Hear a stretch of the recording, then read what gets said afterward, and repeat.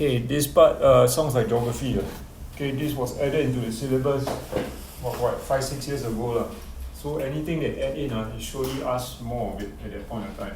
A lot of this is very commonsensical. So I go teach also, you will probably know how to answer the question.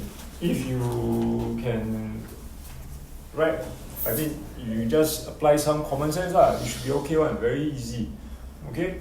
The only thing that's not easy, which I know, again, want a student to smart, ask them define.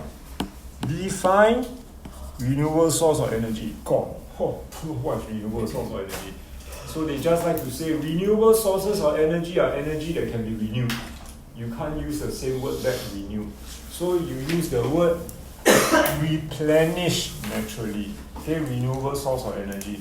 So without me saying very much, I think you know that in Singapore the majority of electrical energy is consumed by burning firewood. Fossil fuels, right? Yes, fossil fuels. Okay, fossil fuels. Okay, then there's of course a lot of negative impacts, right? So, and of course, it is also what kind of source of energy? Is it renewable or non-renewable? Non-renewable. Non-renewable. Okay, so there is also renewable, which is what Singapore is aiming for. A lot of countries are aiming for, like what? Solar energy. Okay, so you see a lot of flats these days on top, they put solar panels. Okay, Singapore drew a contract with Australia, billions of dollars to tap into this huge solar farm in Australia, and they lay the the cable to link the solar panels from Australia all the way to Singapore. So far? 4,000 over kilometers of cables. I was thinking, wow, how the electricity can travel so far and then store in Singapore so that Singapore can slowly go away from fossil fuel and draw more solar power. But unfortunately, the company that was running the solar panel farm got some problem. It's not bankrupt, some other problem. So now the project all halted. So the kangaroo. Yeah, maybe the kangaroo jumped onto the panels or something like that. So you just imagine, I was thinking, the cable will run 4,000 over kilometers of electricity. Wouldn't there be a lot of energy loss as it's traveling through the cable? Yeah. 4,000 over, no, don't talk about, not even 1 kilometer, 4,000 over. Okay? So you just imagine, okay, the distances you got to travel. Okay, so what you need to know for each one of them, solar, hydroelectric, wind. I'm not going to go through everything because it's very straightforward. Even you don't look at this, you also can bluff your way through an exam.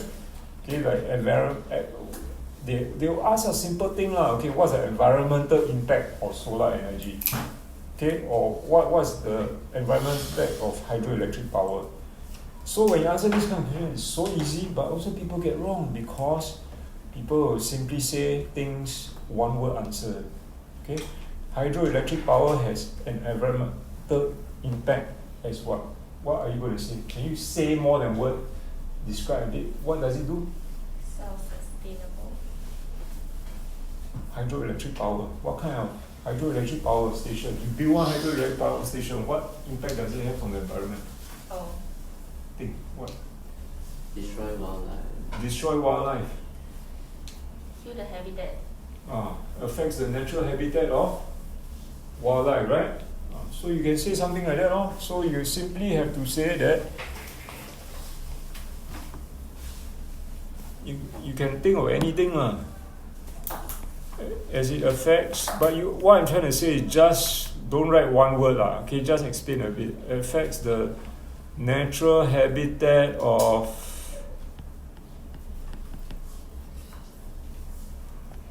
wildlife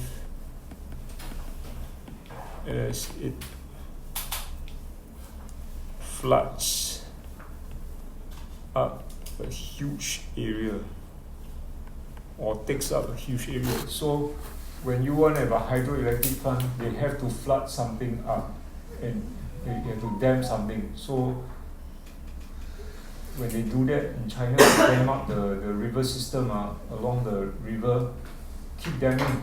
Don't know how many dams along the way. Then people are living along the Mekong. Where's the Mekong? Where is Mekong? Mekong River runs through what country? China. Vietnam. It starts from China, it goes through Vietnam, goes through quite a number of countries. Then everybody downstream got affected. The fishermen, all these are fine. Hey, your fish, what happened to the fish? Okay. Also, the fish also got impacted. So a lot of impact along the way. Okay. So does Singapore have hydroelectric power station? No. No. Last time I asked this one boy told me yes, got. Say where? He tell me Marina Bay. Like Marina Barrage. Marina Barrage. Because he's thinking Marina Barrage they have this thing which releases water into the sea when there's too much water. Okay, that is not a hydroelectric power. Okay. Okay, then you got other things like wind power. Wind power, again, these are the impact, takes out large areas. Again, affect your natural habitat. So you just go and read through this yourself. It's very simple. Shouldn't get wrong one. Okay. Then after that, you got non-renewable source of energy. Okay, so again, learn your definition properly when the time comes, and it cannot be replenished. The good word to use is replenish at a sustainable rate. So fossil fuels is especially one of them. Okay, so can you tell me how does mining disrupt ecosystems? If I ask you some common sense, you some knowledge, mining disrupts ecosystems by what? Not producing stuff.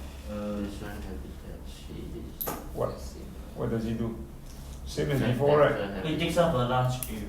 Takes out a large area, causes pollution to the surroundings, destroys the natural habitat of wildlife or people living around the area, right? So anything can do lah, right? Anything which is sensible, you go and write it down yourself. Simple. Okay? Then you got nuclear power. So Singapore next time want to go into nuclear power. Then the question is, where got space? So you know what they want to do? Build one in Malaysia.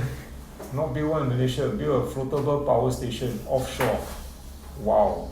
Okay, so I guess when you guys are maybe grandparents, you might have that okay. No, later become Chernobyl again. Yeah. And then Chernobyl then.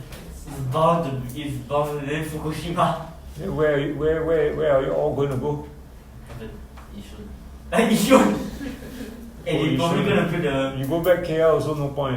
The radiation also can travel so far. Okay, so all this has its dangers. Nuclear power especially, very, a lot of energy can be produced, very efficient, but really very dangerous. Okay? How does nuclear power work? How the nuclear power works? They split up the atoms. When the atoms are split, it produces a lot of energy. Okay, in simple terms. That's where you got the formula, which I think you all know equals mc squared, right? This c is the speed of light, 3 times 10 to the power 8. And m stands for the mass difference. So when they split the atom, there's a mass difference. Okay, they shoot neutrons towards the atoms, and they split, it causes a chain reaction. And then you see this energy, and then this speed of light, 3 times 10 to the power 8, square the thing some more. You just imagine the amount of energy that's produced. Huge. So how do they harness that? How do they harness the energy? They use the energy to boil the water, and the water will cause the turbines to turn. And then, So it's just boiling water. yeah. So the water causes steam. Steam will cause the turbines to turn. So same like fossil fuel. Usually that's how all this energy is generated. Okay, the turbines must turn, and then the energy will be produced. I will tell you how energy is produced when it comes to magnetism. Okay, right? Just draw something on his leg. Yeah. Don't stack, just draw.